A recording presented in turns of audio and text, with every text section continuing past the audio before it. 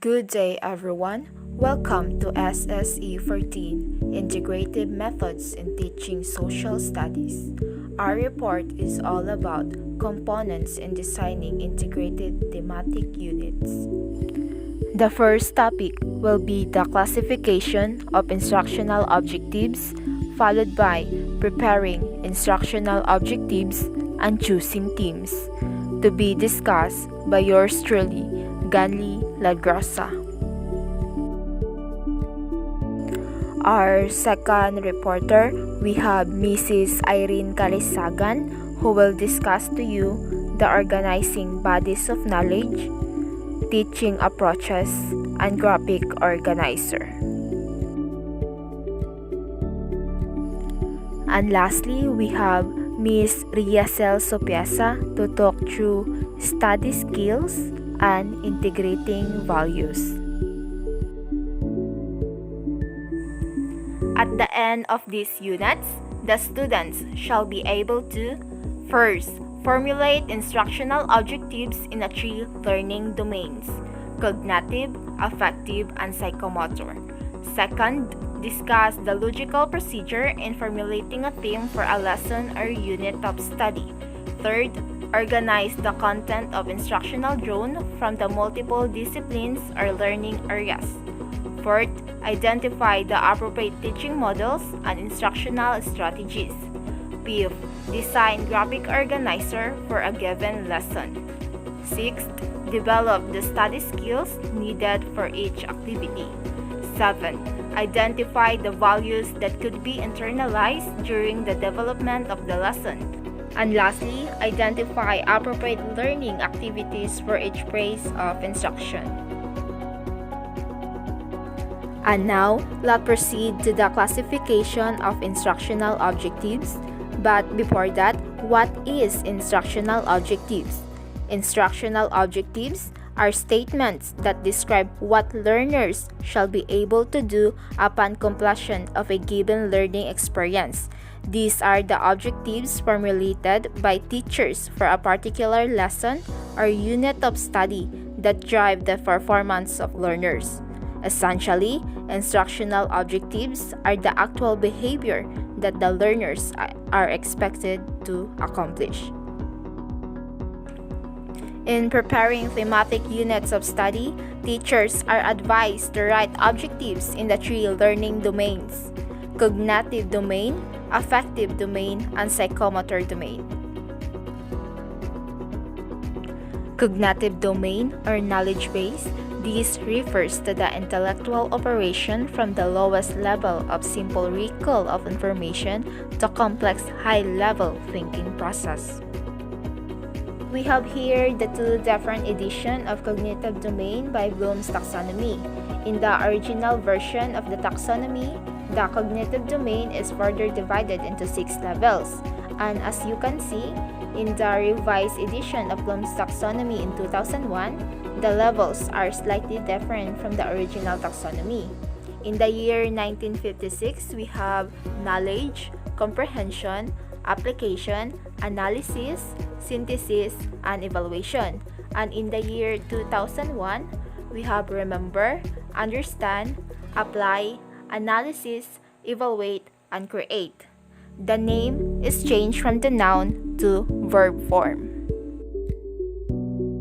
Original Bloom's taxonomy of cognitive domain in 1956. We have here knowledge in level 1. It involves the recall of specifics and universals, the recall of methods and processes, or the recall of pattern, structure, or setting. For example, a child recites the English alphabet. In level 2, we have comprehension. It refers to a type of understanding or apprehension such that the individual knows what is being communicated and can make use of the materials or idea being communicated without necessarily relating it to the other materials or seeing its fullest implication. For example, a teacher explains a theory in his own words. In level 3, we have application. It refers to the use of abstraction or particular and concrete situation. For example, a nurse intern applies what she learned in her psychology class when she talks to patients. In level 4, we have analysis, the ability to differentiate facts and opinion. For example, a lawyer was able to win over a case after recognizing logical fallacies with reasoning of the offender. In level 5, we have synthesis. It involves the putting together of elements and parts to form a whole. For example, a therapist combines yoga, biofeedback, and support group therapy in creating a care plan for his patients. In level 6, which is the last level of the original taxonomy, we have evaluation. Produces judgments about the value of material and methods for given purposes. For example, a businessman selects the most efficient way of selling product. The revised Bloom taxonomy of the cognitive domain in 2001. In level 1, we have remembering, brain recognizing and recalling relevant knowledge from long-term memory.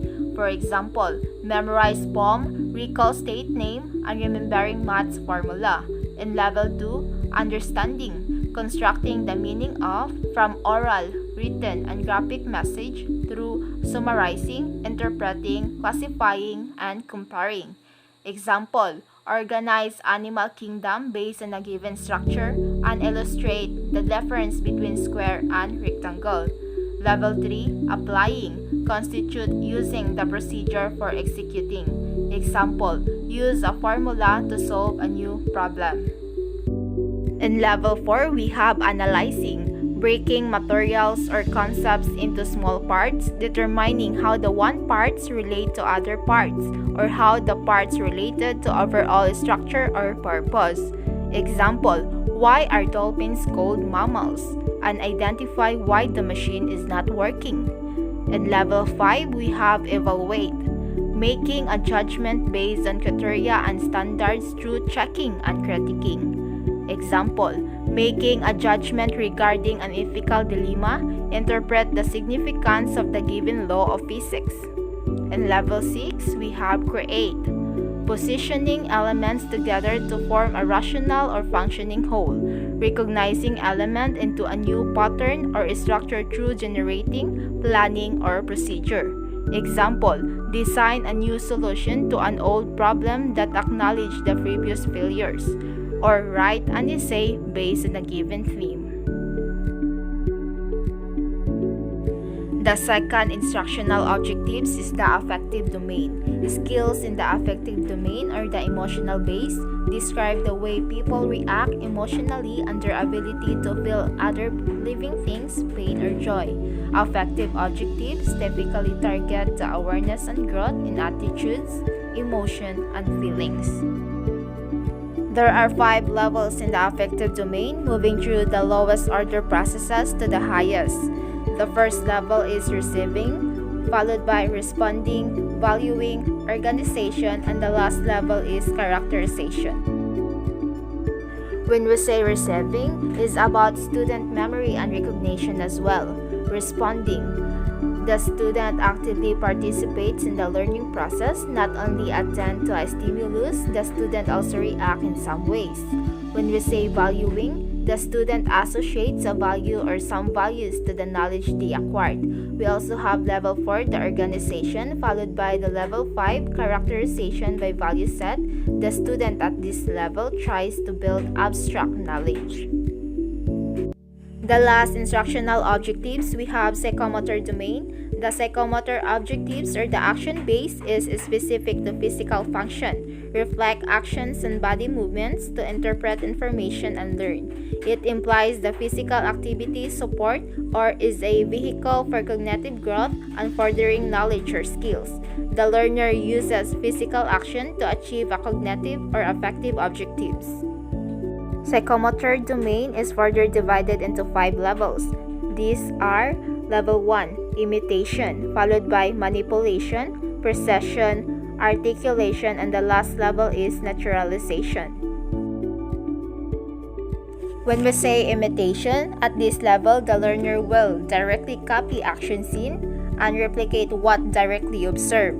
In level 2, at this level, the learner reproduces activity by instruction and reproduces activity by memory. In level 3, the procession, at this level, the learner will execute skill independent of help. In level 4, the articulation, the learner will adopt expertise to complete a non-standard objective. And in the last level, the naturalization, at this level, the learner will automate skills and unconscious mastery skills. And now we're going to talk preparing instructional objectives. Here are 4 main components of what instructional objective should be. As you can see, the main highlighted elements, objective should be specific. The objective should describe precisely what the learner is expected to do. Second, objective should be outcome-based, meaning that it should state what should learners able to do after instruction. Also, it must be measurable. And fourth, should describe student behavior. It should relate to what students should be able to do after instruction. We use ABCD of writing objectives. Starting with A, the audience. The audience is the learner that the objectives is written for. When we get into B, we have behavior, verb that describe what the learner will be able to do after instruction. It must be measurable, must be observable, and must be specific. We have C for condition. Conditions are the circumstances which the objectives are met. What will the instructor allow the student to use in order to complete the instruction? We have sight words, books, class notes, and map. And D for degree. The degree identifies the standard that the learner must meet to reach acceptable performance. We have here time limits, number of correct answer, range of accuracy, and qualitative standard. Let's move on to choosing themes. Themes are important in planning a thematic unit of study. These serve as the core in undertaking group activities. With the use of themes, students see meaningful connection across disciplines and even in skill learning areas. Further, themes serve as reference point in conceptualizing, analyzing, synthesizing, and consolidating learning experiences for a given unit. When selecting themes that are drawn from a given discipline or learning area, teachers should consider the interests of the student and the broad scope of the lesson to enable the planners to further subdivide the given topic into smaller subtopics for further investigation. Be guided by the questions below and selecting a theme for a unit of study. A. Is the theme within the realm of understanding and experience of the teachers involved? B. Will the theme be of interest to all members of the teaching team? C. Are there sufficient materials and resources to supply the needed information? D. Does the theme lend itself to active learning experiences? E. Can the theme lead to a unit of proper duration that is not too short and not too long? F. Is the theme helpful, worthwhile, and pertinent to the instructional objectives? G. Is the theme one with which teachers are not already so familiar that they cannot share in the excitement of the learning? H. Will the theme be of interest to students and will it motivate them to do their best? For further explanation, we have Mrs. Irene Calisagan. To continue our discussion, I will discuss to you the other 3 components in designing integrated thematic units, which are the organizing bodies of knowledge, the teaching approaches, and the graphic organizers. Organizing bodies of knowledge. What is body of knowledge? Body of knowledge, or BOK, is a term used to represent the complete concept, terms, and activities that make up a professional domain. It refers to the core teaching and skills required to work in a particular field or industry. Organizing bodies of knowledge drawn from multiple disciplines is the key to effective instruction. These are topics that combine facts, conception, generalization, and the relationship among them. In planning thematic units, The content of instruction could be presented this way. Organizing bodies of knowledge is important because it boosts the efficiency in decision-making ability and makes learning new skills more easier. Teaching approaches. Teaching approach is a set of principles, beliefs, or ideas about the nature of learning which is translated into the classroom. Teaching approach give rise to methods, the way of teaching something which use classroom activities or techniques to help learners learn. Integrative teaching and learning requires particular teaching models for its effectivity. These teaching models are larger than a particular strategy, method, or tactics and are supported by theories of instruction. Teaching strategies are the means, techniques, or procedure used in presenting data collected, reflecting interactive aspects of teaching. Here are some examples of teaching approaches. 1. Teacher-centered approach is one of the most traditional way of teaching, wherein the attention is concentrated to the teacher. In this teaching approach, the teachers are in charge in the classroom and direct all activities.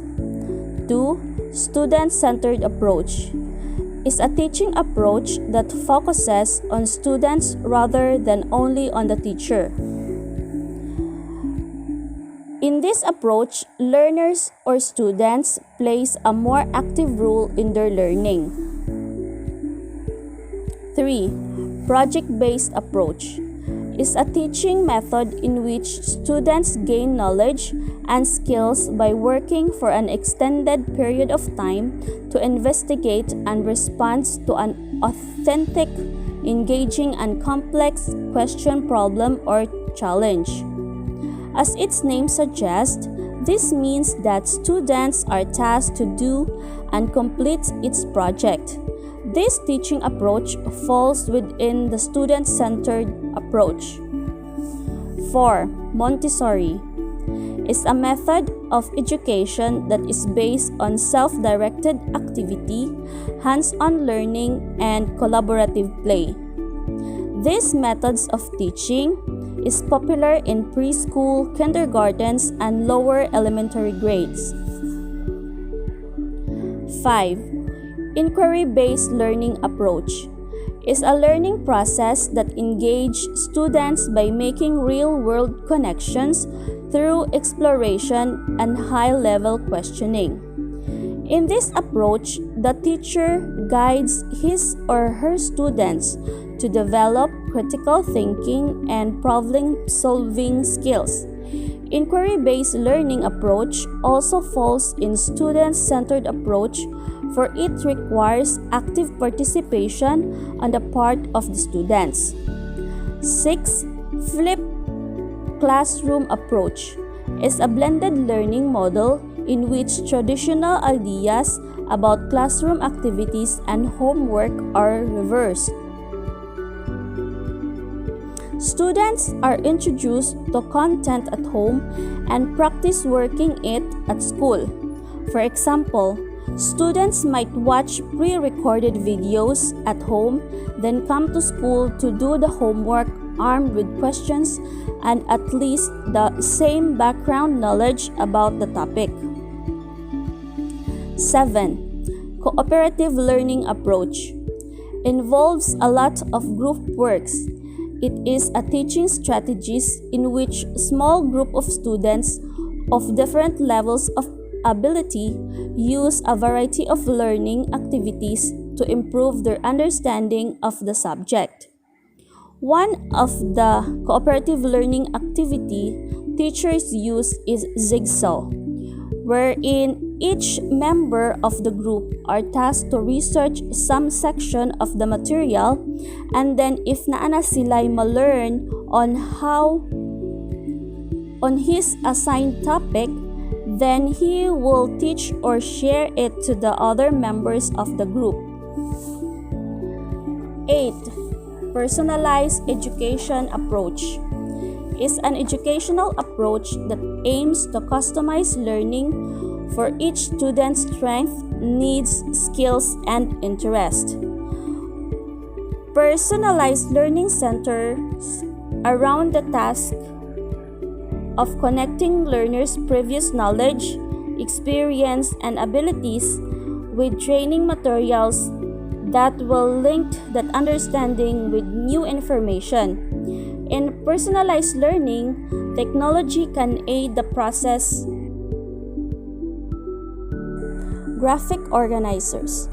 What is graphic organizers and what are the uses of graphic organizers? Graphic organizers are also called learning organizers.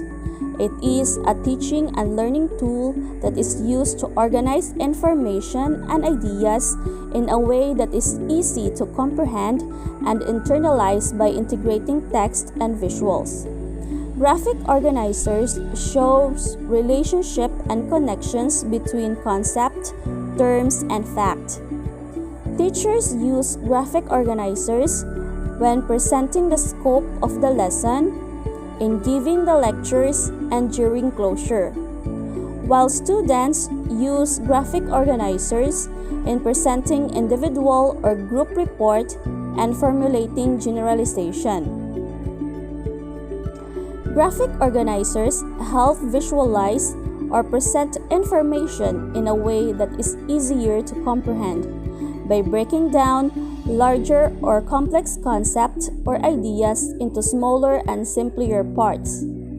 Graphic organizers provide students the opportunity to actively contribute and participate in the learning process through the creation of graphic organizers. Graphic organizers help develop cognitive skills such as brainstorming, critical and creative thinking, categorizing and prioritizing content and reflection. It also helps recall prior knowledge about a subject and quickly connect it to the new information. Graphic organizers promote self-learning by using it in note-taking, analyzing, and studying. Here are some examples of graphic organizers that are very useful for teachers and learners. 1. Persuasion Map is an interactive graphic organizer that helps students familiarize themselves with the process of persuasive writing. It assists students in outlining and preparing arguments for their essays, speeches, and debates. 2. Sequence Chart is a tool that helps visualize the order of steps of a process or a timeline of events. It is also useful in note-taking, lesson planning, and easy writing. For example, a sequence chart can be used in visualizing the steps in making investigatory project. Story Map used to identify the different elements such as the character plot, themes, and techniques in a book you are reading. It is a useful tool in improving students' comprehension. 4. KWL chart is used for gathering information from students' prior knowledge or experience. This 3-column chart captures the stages of reading. The first column is the before, or what the readers already knows. The second column, during, or what the readers want to learn. And the third column is the after, or what the readers learned. 5. Vocabulary Graphic Organizer is a tool that can be used to assist the vocabulary knowledge of students. This graphic organizer is four-cornered, wherein students can write their vocabulary words in one corner, use the word in the sentence, define what the word means to them including its synonyms, and they can draw pictures that represents the word. 6. Learning map.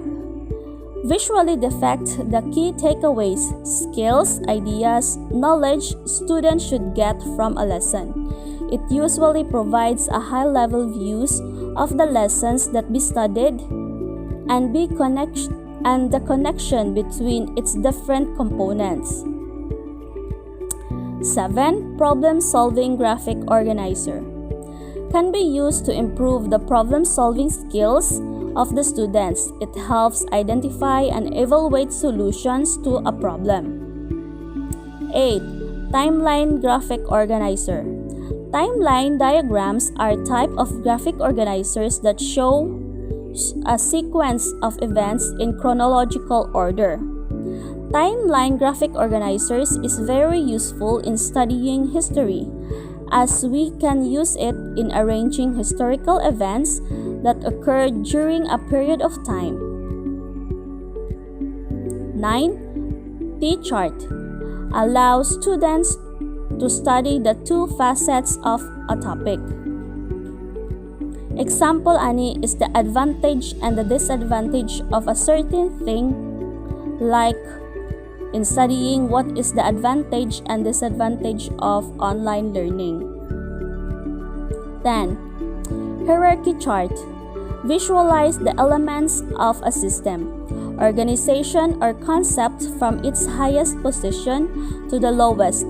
It is used to understand the superordinate and subordinate categories of a topic and the relationship between them.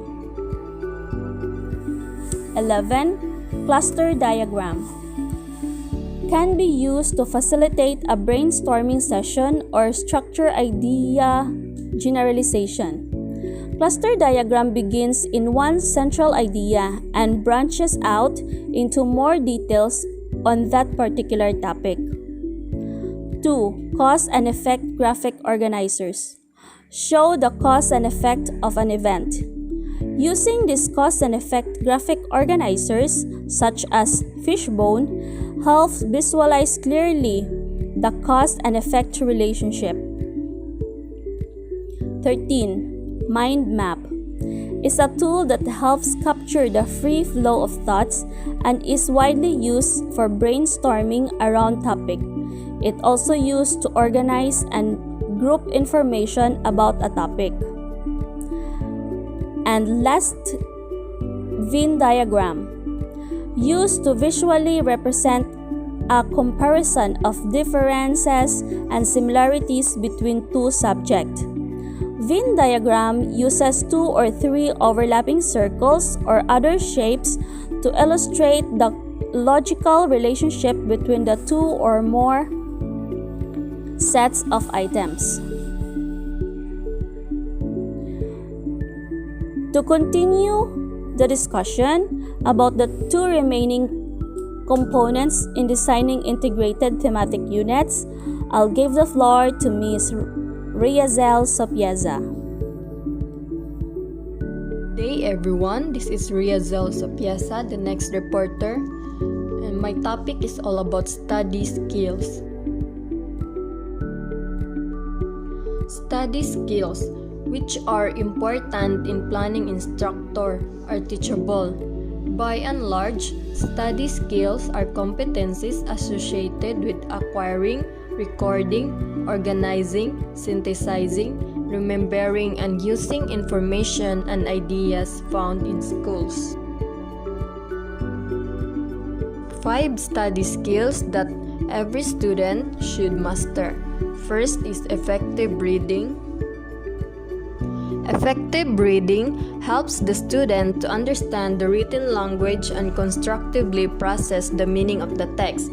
Parsing the language and the reading topic influences how well students communicate with one another and the world at large. Effective reading, learning to read is a lifelong process. Aside from reading for pleasure, readers read for different purposes. Second is memorization. It is a study skill that will follow a student throughout their academic career and beyond. Students are expected to memorize grammar rules, vocabulary words, poems, math facts, and scientific principles. Third is note-taking. Your students should continue and master the practice of note-taking. Taking notes can be tricky. If a student picks up only high-level information, he may not easily remember the material upon review. If he takes notes with no direction or form, the result could be the same as if he took the few notes. The successful note-takers will do the following. Preview readings. Pay attention to bold-faced words and headings. Rework main ideas into concepts they can understand. Pay attention to captions. Use different note-taking methods or highlighters, sticky notes, index cards, and charts and diagrams. And last, make sure that notes reference the objectives of each lesson. Fourth is testing. Mastering test taking is amongst the most fundamental skills your student will utilize during his academic career. Testing is how student will qualify and quantify what he has learned and retained. Especially if your student has aspirations of attending university, in which case practicing quality testing skills is excellent preparation for college entrance exams such as the SAT and ACT. And lastly, the time management and organization. For students in on-campus environments, each day is structured by lesson plans, bells to start the day, begin and dismiss class, signal lunch period, and end the day. The systematic ensures that students manage their time within the confines of their day. While homeschooling, time management and organization is as indispensable as these skills would be in an on-campus environment. Requiring your child to have a separate, clean and neat workspace for his materials and completing coursework before any other activity in his daily schedule serves to keep him focused and on task, not distracted by other stimuli such as television, games, siblings, or pets. Excellent time management and organizational skills will be a beneficial necessity for a successful college career and in the work world. Next topic is all about integrating values. Values are integrated today in all learning areas in the elementary and secondary schools. Values are the standards or criteria that we use in making judgment about whether something is positive or negative, good or bad, pleasing or displeasing. And these are some reasons why do we need values integration. It helps in promoting social and natural integration.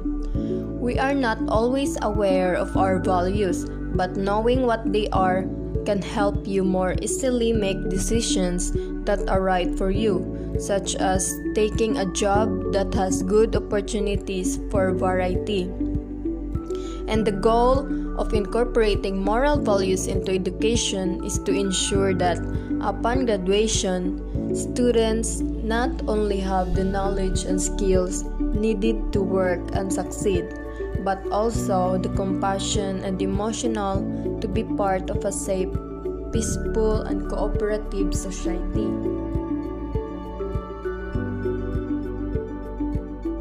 And we have some nature of values. The moral values or natural law, do good and avoid evil.